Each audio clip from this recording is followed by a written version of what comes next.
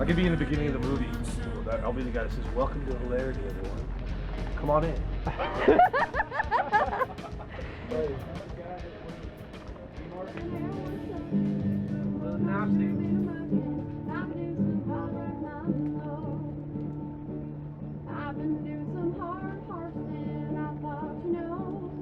Oh, the history is amazing. It's yeah, this one guy who's like a radical activist apparently got hit by some kind of truck owned by some big money corporation. Like this crazy wingnut got hit by a car and got brain damage. Got all this money and then bought all this property in East Bay, one of which was Hilarity House. And he got a lot big money in settlement. So then he bought up all these houses, and then people got into a fight with him somehow, and broke with him. The owner of that building is a total wingnut. I wasn't there, but my understanding was like a restraining order was put on the guy, and he couldn't set foot on the property here. And then Hilarity kind of broke off from him, and so it's kind of a squat, even though this guy still owned it. And the fact that the owner never really tried to evict anyone from there. Now the ownership's changed recently, but it was part of his brain damage, I think. Eventually the guy was incompetent, didn't pay taxes or what have you, and then it was taken from him, and so it became more of an actual squat.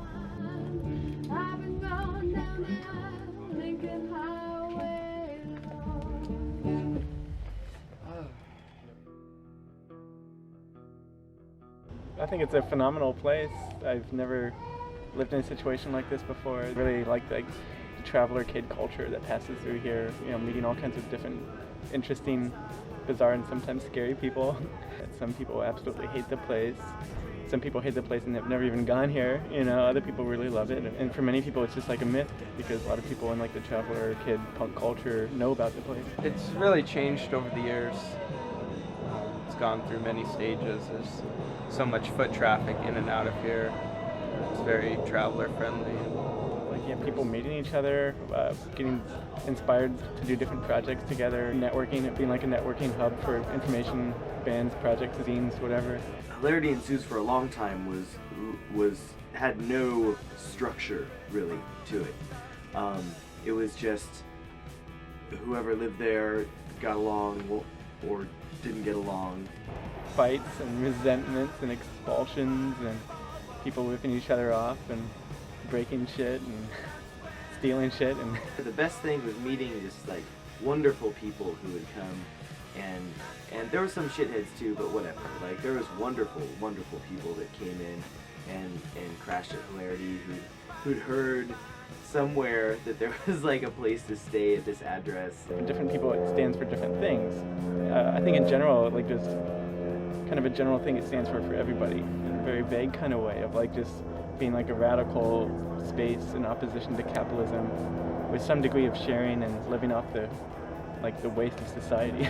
So it was a refuge, a place you can go and just like be who you were and be really into like revolution and have all this library, these records around you could listen to, and just hang out and not have to worry about the bullshit world outside. Me being a traveler and I've just gotten into town and had the ability to come to like such an established squat that could easily just shut its doors out, to come as long as I'm respectful to the place and the people who are established here, and that the doors open to me is really a service to like our subculture and our like traveler community. That you can come and go and the doors are wide open and you don't have to lock them and have a special secret code knock and Like it's a lot more open and public, a lot more people pass through. I mean, we don't really try to hide the fact that we're living here. We're neighbors with people, and we're weird. We're weird neighbors. One time a pigeon flew in, and that was pretty exciting. And it hung out for like an hour or two. And like there was a rabbit at one point, like that just came and started hanging out. And then like all the pets that we had there were just like everyone else, just like some squatter coming and like hanging out on the couch. Just being like a crash pad, a flop house or whatever. Like some people take too much and don't give anything back to the community. I also feel there's a lot of lost potential, really. Like this house had has and does still have the potential to be so much more, and it's kind of been more of like a free-for-all crash pad instead of something more so than that. Right now we're facing eviction. The house just got put up on auction in court, and we had a bidding war and lost the house. We were trying to buy it and turn it into a co-op, but we got outbid in this auction. We have yet to get an eviction notice. We're expecting that shortly, though. And he's told us a couple times to get the fuck out. We haven't. And now there's like some kind of lawsuit going on. There's been 3 other altercations with realtor, speculator type thugs that have been over. One of those was the gate back here was kicked in. I know that he pushed Crystal around and he tore the gate off, and there was like, I guess one of the realty companies or something had some thugs come in and, you know, kind of push people around and threaten people and stuff. Every month that we stay here, he's suing us for $2,000, starting from January. So now it's May, maybe we own like $10,000 for him. You know, but he tried to scare us. He said that he's losing this money because he could rent this house. But that's bullshit, because in order to rent this house, he needs to fix the whole house. And because he took a long time to get around to taking any kind of action with the house. So I think that he probably has a pretty well thought out strategy. And I have no idea what our strategy is whatsoever. Looming ominous threat of eviction has always been hanging over us. And so, you know, sometimes we have like a subliminal feeling like at any moment, but I think we've been generally operating under the assumption that we have a couple months at least. I don't think the house is going to be here next winter. I don't think it's going to be here. This is like the year of evictions. Everybody's losing their places, and I think this place is going down. What I said to him is that there's a lot of people living here, and that we needed to have a meeting and discuss what the needs of the people here were. I mean, I think we can call him back and tell him like 2 months and then make a complaint to the city. Yeah, I don't think so. I need that. We should tell him that. Well, You know, he he's came again. Yeah. If we say that, now he's gonna count the days. Starting now. We might have to say talk to our lawyer, actually. That might be better. Except who is our lawyer then? We like give him a number. We're like, talk to our lawyer and. Fabricate a number. One of us will be the lawyer. And be like, hey, call this person. This is our lawyer, and we'll just tell him whatever we want. I am representing We lawyer. got a number now. All you gotta do is like come up with a good, have Steve DiCaprio's good actor, have him be the Yeah, lawyer. yeah, that's not bad, man. I This is mean, bullshit. shit. You fucking Is it his bullshit number with or it what for number me. do you need? My number. Oh, your number, okay. We give it. But also I would like to see many people seeing squats as a part to the struggle against capitalism and against the state. I would like to see people organizing projects, not just to defend the right to have a house, but also to defend ourselves against the police brutality and against the state and against the destruction of our environment. Seeing this place, the people can have resources or friends to support their struggles, and also we can have this support from the community to fight against the eviction and against the gentrification and against all these people who try to destroy our space.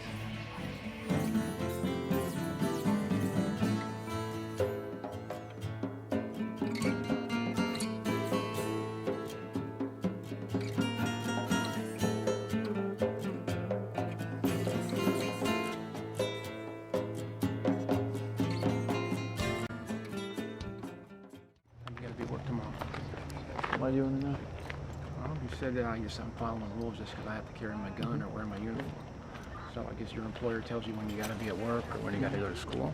You just go whenever you want. What about when you go to school? You gotta do anything? Do what I want to do. No rules, nothing. My own rules. It started out looking for houses that were abandoned, and basically we would go and ride our bikes around and just look and look and look and keep our eyes out for any kind of houses that looked abandoned. We compiled a long list of houses, and one of those houses was what is now called Banana House. We should shine a light on. First, there was finding the house, Then there was researching the house to find out the history on it as much as we could. We had to go to the records department of the tax assessor. Then we went to the recorder's office. Then we looked at the tax record. People interviewed neighbors and talked to neighbors, asking them what the story was with the house. And we were able to have a good idea what we were getting ourselves into. I'm the only one that's been involved in this particular house from beginning to end. Over this time, I've had lots of help. At this point, everything is in my name, so it's pretty much, you know, on my shoulders legally. I fixed the toilet.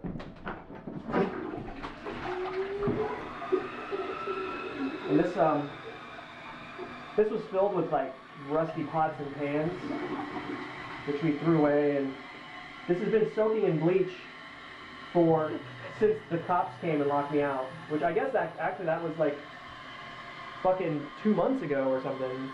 The history on this house is apparently 1982 George Thomas died. His wife Essie Mae Thomas took over the property because she's his wife. She died in 1988, and Preston Thomas, their son, was living in the house, and he died 2 years later. According to neighbors, he was a drug addict.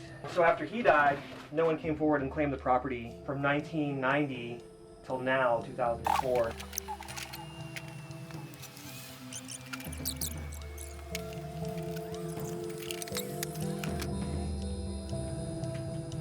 Just wide open. I asked him I said, I want to lock the door to my house so that no one can get in. And they refused to let me lock my own door. The door isn't even closed. I know, because, well, you know, I'm working on the house and police roll up here and then just with guns drawn. The police have gone to neighborhood association meetings and talked to them about us, and in those meetings have told the people in that anyone in the house is squatters, that I'm a squatter, and like that, in putting that in a very negative kind of frame, like somehow being a squatter is a bad thing. There's been people that have called the police. If they come, are we locking down? If they come, I don't know. Everybody could stay in the house and I could go talk to them, or you could go talk to them. Yeah, if they come to the house, I think we should leave the house and lock the doors behind us. Yeah, because we don't want to give them an excuse to come in. My question is if you don't have evidence in the first place to charge me with trespassing the first time, how can you charge me for something that you guys don't have evidence on? And are you going to keep charging me with something that's not a valid charge? As far as the city is concerned, as you're not your resident, anytime you come here, you will be cited for trespassing if you're trying to enter the residence. This is the court case, which is against the city of Berkeley because of this. This is the stuff that proves residency. I have phone bills, and these are the receipts for bills, municipal homestead declaration. This is property taxes paid right there. The current property taxes are paid. This is city of Berkeley to get an electrical permit. So your intention are to move back into the house, take down the boards, access the house, and move some stuff in, correct? And this I'm is. I'm asking you a question. I'm not going to answer your question. You're not going to answer my question? No, I'm not, because I'm talking to you right now. Everything that the police have said in their reports don't even constitute a crime, even if you believe what they're saying.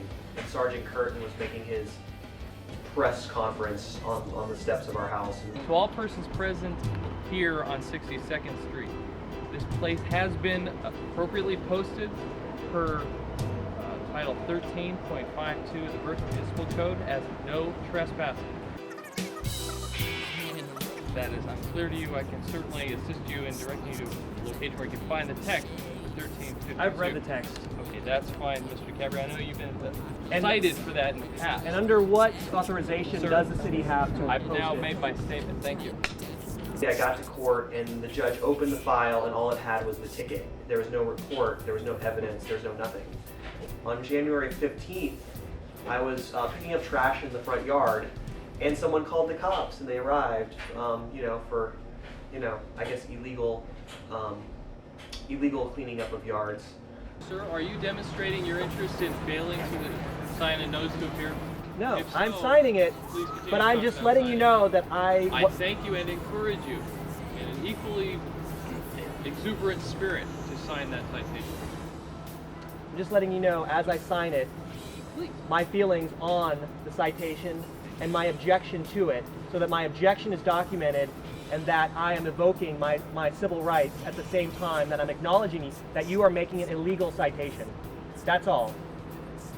Thank you for sharing, sir. Came back later and they poured solvents, some like hardening solvent into the key holes, so I couldn't get back into the house. In late February, cops came in and actually tried to break into the house. I explained to them what was going on. I said, I live here, I'm not trespassing. I've been living here for almost a year now and I have bills in my name. And I had with me the authenticated dismissal from the court of the charges of trespassing to show them that all the trespassing charges had been dismissed previously. And they said, give us the keys to the house. And I told them no. The three of them basically mobbed me. One got me from behind, handcuffed me. The other one put his hands down into my pocket and just took all of my keys, not just the house keys, of course, but all of my keys, and then left me handcuffed in the front porch for about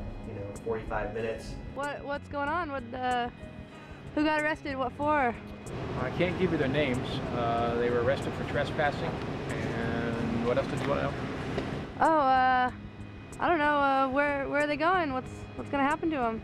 They're going to be taken downtown and booked. Charging me with some unlawful entry into a residence and not trespassing, so that it goes to the district attorney's office, not to the traffic court, which is any Berkeley municipal ordinance goes to traffic court. He calls Public Works and has them weld the steel doors shut, and then also on top of that put a board over the front door and then weld the back door shut. So not only are we barricaded out, but we're welded out. The house is literally sealed. I say, I'm going to go back in here, and he's like, yeah, I know you're going to go back in here. So to him, it's just this big game, but to me, it's I'm out on the street with just the clothes on my back and none of my belongings. We go back in, me and a friend of mine, and right at that moment, a bunch of police run up on the house with flashlights in our eyes and guns drawn. Me and my friend were arrested, taken to the Berkeley jail. What's going on inside? That I don't know. That's what I think we're still trying to figure out. Oh, they're searching it? Well, we've already searched it. Oh, you find anything? We've had a lot of stuff. Oh yeah? What kind of stuff? Stuff that you'd find inside a house. Oh, yeah. Anything illegal? Well, we weren't looking for anything illegal. Oh, what were you looking for? Other people. Oh, I see. But that's illegal, in a sense, because they'd be trespassing, right? Not if they live there. If they live there. Who lives here? I don't know. Oh. Anybody? I don't know. Okay. I had two arraignments. I had an arraignment that was aborted, or for some reason, so that I could just spend another 24 hours in jail in Santa Rita, which is apparently one of the worst jails ever. I ask why I'm being detained. I ask why I'm there. Why am I here? What is going on? Why am I here? I live in a house. I'm dragged out of my house at 1 in the morning. What is the charge against me? The DA says, well, the owner, so and so and so, and I'm like, and I ask her, who is the owner? And do you have a title or a deed or some kind of evidence? And then the judge looks at me and says, well, do you? And I told him, yes, I do have a title to the property. And then he responded, we're not playing any games in this courtroom. And then the DA said, let's arraign him tomorrow. And so because of that, I spent another 24 hours in Santa Rita, released on my own recognizance after having an order stating that I cannot go within 100 yards of my house. They've locked me out of the house 7 times.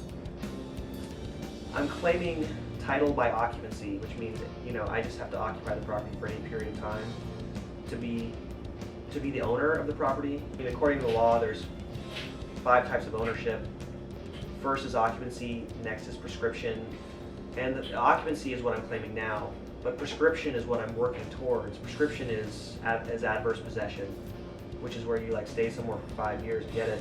And the question arises is, you know, can the cops, through their illegitimate actions, break my chain of possession? The fact that I have 6 citations in 1 year shows a pretty consistent occupation of the property. So. It's clear they're not going to budge an inch, and they're going to put me in jail. There's no legal basis for any of this. They've convicted me of quasi-stalking someone I've never met. But it's, you know, I have them right where I want them. Because I've been convicted on like bogus charges that have no like legal foundation. And actually the law states that they're not supposed to convict someone on these charges. As long as I follow through with this, I will persevere and I will win this battle.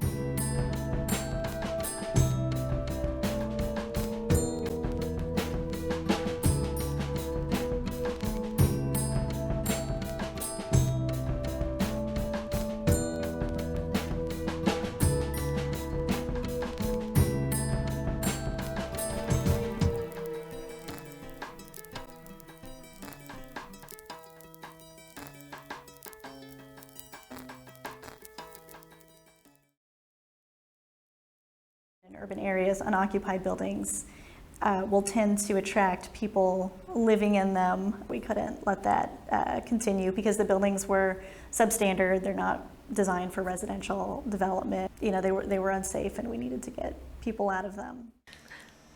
I totally would have squatted with you sooner, but I just didn't think it was possible around here. We stayed here last night, and then this morning we all wake up to really loud voices downstairs, and we're freaking out. Carly and Aaron are like running to the other side of the room, like, oh my god, what do we do? And I'm just like frozen because it's like, well, where are you gonna run to? Then he comes upstairs and he's like, hey guys, and we're like, hi. And he's like, it's cool, like you're not in trouble, and starts talking to us about being here.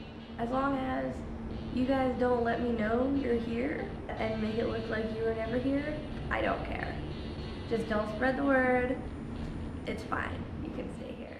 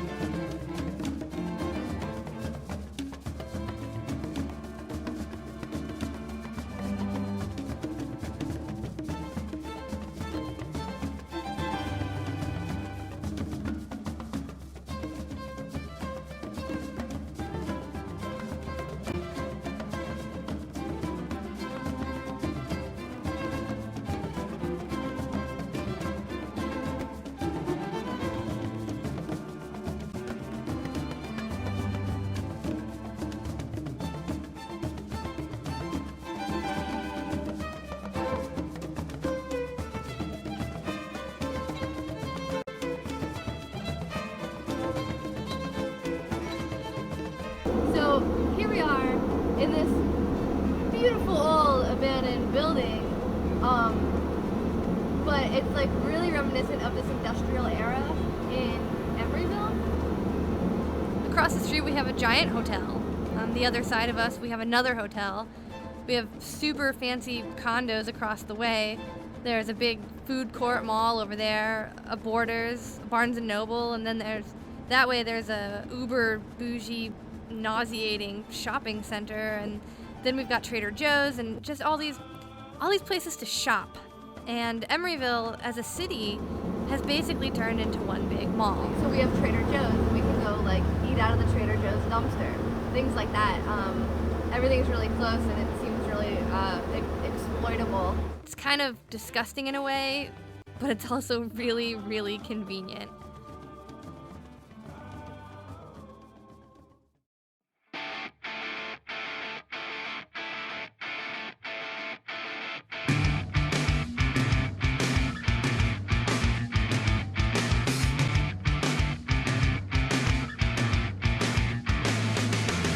Ein Nachtwald, ein Neonlicht, ein Kaktus, der Streichelstadt sticht, Hunde, die bellen und niemals beißen und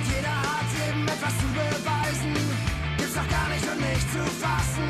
Möge die Macht und hoch die Tassen und 1000 allerletzte Fragen, die im Weg rumliegen wie Steine im Magen.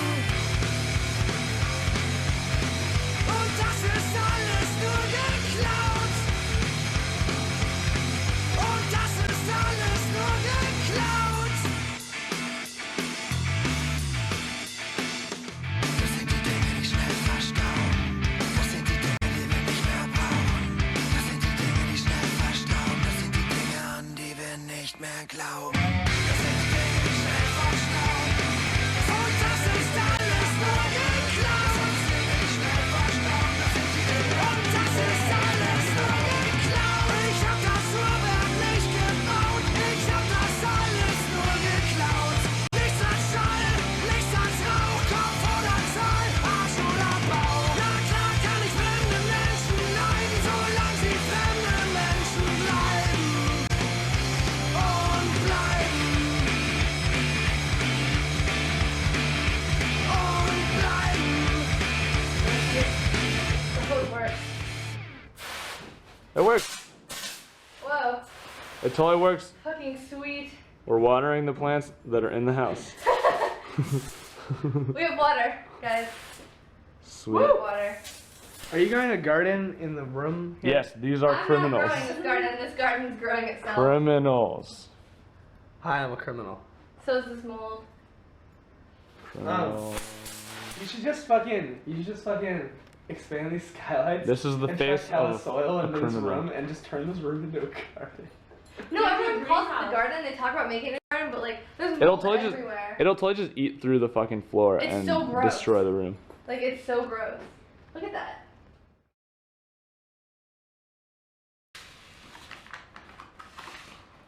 So, what kind of plants are you trying to grow? That I'm not sure what it was. This is some kind of squash. Oh, it's bush beans. Excuse me.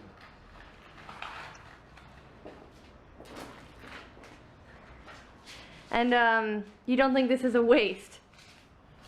Not at all. If that eggplant grew, would you eat it? Fuck no. That's terrible.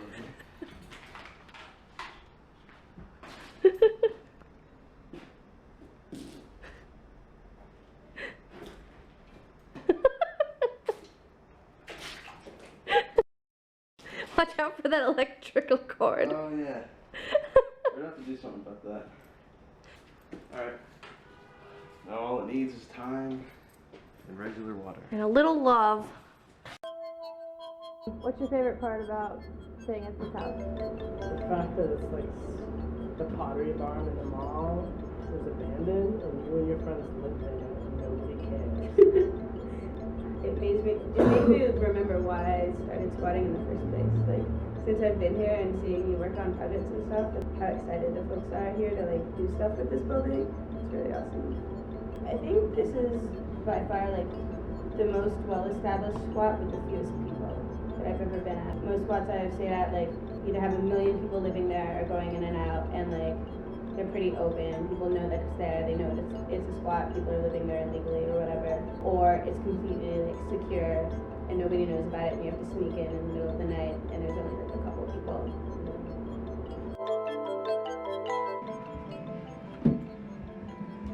So nasty. It's not coming out. I can just kick it in.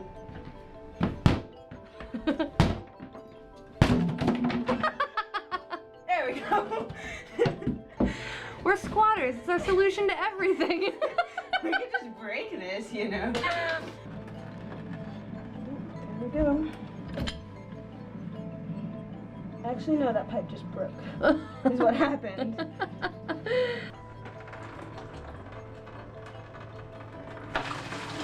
Oh. Jackpot.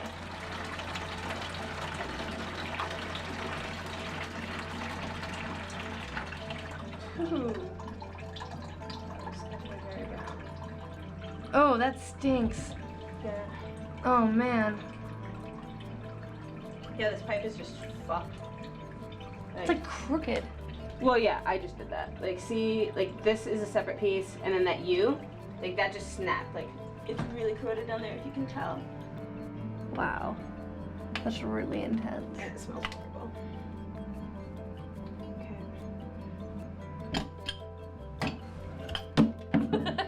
Done.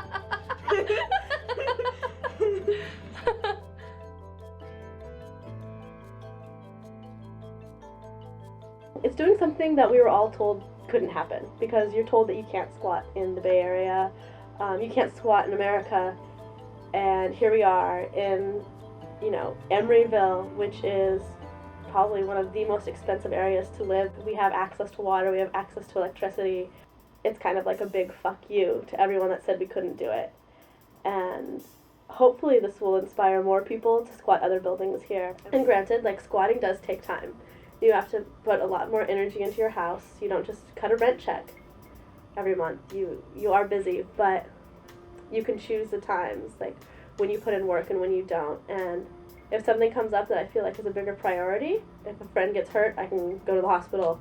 I don't have to like tell my boss or something. I'm really excited that for the first time in my life, I am going to really be able to choose and prioritize how I spend my time.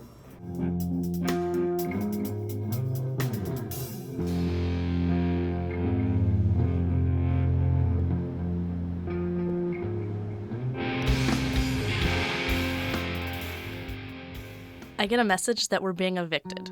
The cops are coming through. Kip was a little frustrated with all the activity going on and just told everyone they needed to get out. So we talked to the landlord for a bit, and he agreed to let Hannah and I stay there in exchange for us clearing out the building and getting it ready to be demolished. Everyone else pretty much skipped town as soon as this happened. I don't know, they heard cops and they left, which was somewhat disappointing to me because these were the people saying they were going to be here until the bulldozers came. But I didn't feel bad for too long. Especially after some of the displays of complete immaturity of the other former house members, which would include tagging dumpsters saying, "Hannah, your time has come," at the Trader Joe's dumpster, and then writing, "Hannah destroys all things good," on our door. Then we learned that one of the old squat mates has been posting some creepy stuff online about wanting to take the house back from us. And so we were able to find his live journal, and this whole time he's been posting on the internet all about our house, all about his interactions with everyone in the house, and also posting about how he broke back into our house after we moved back in, unsecured 3 doors, sat and listened to Hannah talk on her phone from the other side of the wall, and then was preparing what he called a final showdown with Hannah, which I don't know what that means. I didn't want to find out what that meant. We immediately started securing the house. We barricaded every window.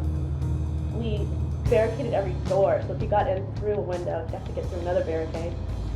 We put plywood with nails on it underneath these skylights, because if he gets into the skylights, then he can get into the house. So it sounds kind of extreme, but this guy's sounding really crazy at this point to us, and it's just the two of us. It's this free-for-all. All of a sudden, you know, it's just like this place to crash out because it's free. It's poor, tortured, middle-class white male youth that think that they're entitled to this house. The idea behind that is that nobody owns a squat, nobody pays rent here. You can't tell me what to do. These people who claim to place no value on money are actually considering a rent-paying situation to be more valid than a non-rent-paying situation. I mean, you can't imagine someone just you know, coming into your apartment and setting up a tent and being like, "Oh, I'm living here now." This is not just a flop house or some place to crash out, like get drunk and get high and shit. Like, I'm sorry, that's not the reason why I started squatting. I started squatting because I felt like I could still have a home and not pay for it. I could live outside of these things, you know? It's like this like anarchist dream or whatever, but I don't know, maybe it's like, maybe I'm crazy or something. So what are you doing? Listening to minor threats. Smashing Building a fortress. I'm building a fortress. We're working on a moat outside as well. Ready? Yes!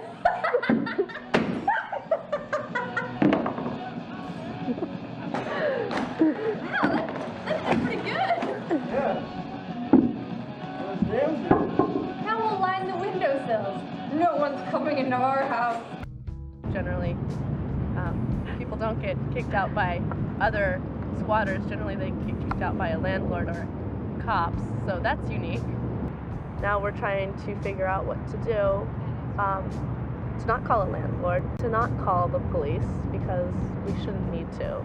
Which would suck to have to call this authority figure to try and solve our problems for us, because that's what I was trying to prove in all this, that, you know what, we can solve our own problems. Like, we don't ever need to call the cops. We don't need to call up the landlord. We don't need to be snitches.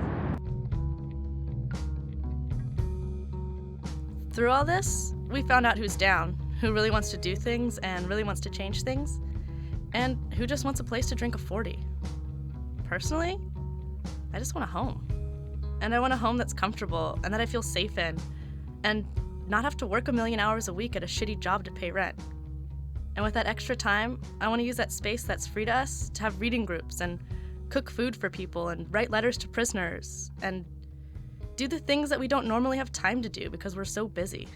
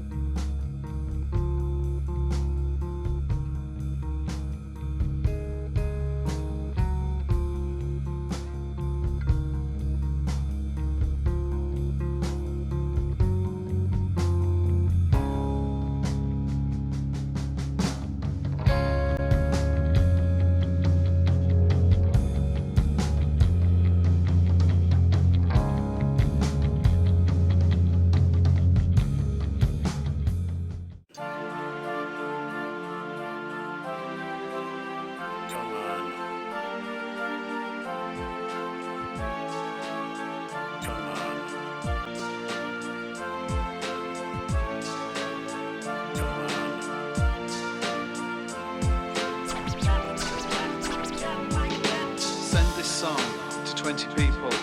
Add your name, don't break the cycle. Pass it along by word of mouth. Save the world, don't leave the house, because a virtual office in a virtual home means you never have to drive through the wrong part of town. Pass it along by word of mouth. Save the world, don't leave the house. Pass it along. The city's been very active in using redevelopment. Much of the city is a redevelopment area. The main goal is to revitalize the community, to take areas that are blighted, which is a lot of different things. Blight can be physical blight, but it's also social blight, economic blight, high crime, to eliminate those and to create an environment that fosters community and a good business atmosphere. To my perception, there's not really a predisposition toward businesses. There's so much affluence. It's just so much, look at where we are. We're in a giant fucking shopping mall. The Bay Area is fucked. It's just so expensive, to live here. And I was like, yeah, I'm not gonna pay rent. It's just ridiculous.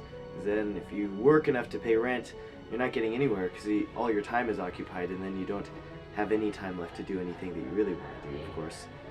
I'm just thinking about all the abandoned buildings I see in this area, and I'm like, I don't know why this has to be the only one. As in America and in the American West, families are not used to living in high density housing. And that's a real paradigm shift for a lot of people. Nobody's building single family homes in Emeryville for the most part. A lot of abandoned buildings, or the majority of them, will maybe sit for 3 to 6 months, and then somebody will buy them or try and renovate them. You'll get contractors coming in. And property value is really high, and even property value in a building, like a derelict building that's probably pretty dangerous, is still worth coming around to.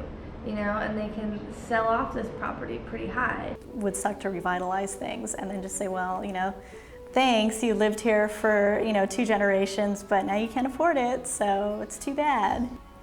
There's one project that had some old houses that will be refurbished and made available to low-income households. Well, actually, I shouldn't say low-income.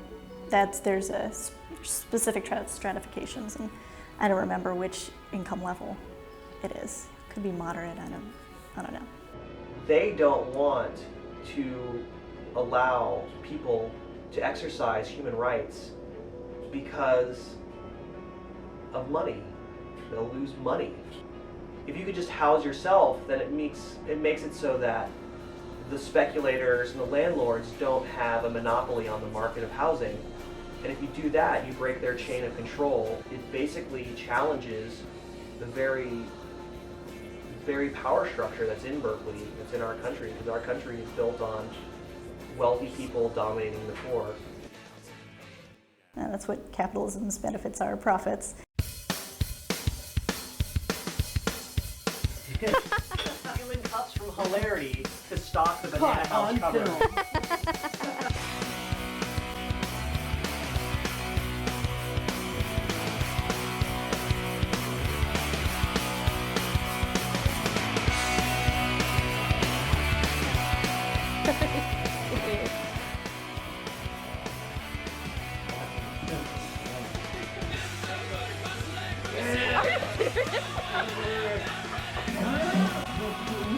Oh my god.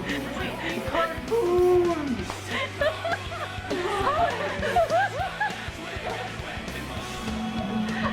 Oh my god.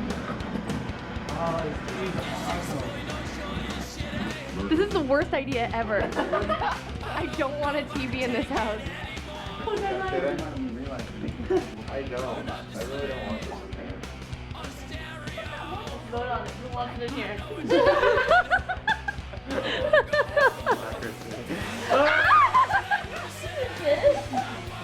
No, that's a horrible idea. Anybody else want to You know what happens when the TVs explode when they get wet? That'll backfire incredibly. Stop! No. That's a horrible idea. If you don't want the TV in here, just move it. You're gonna electrocute yourself.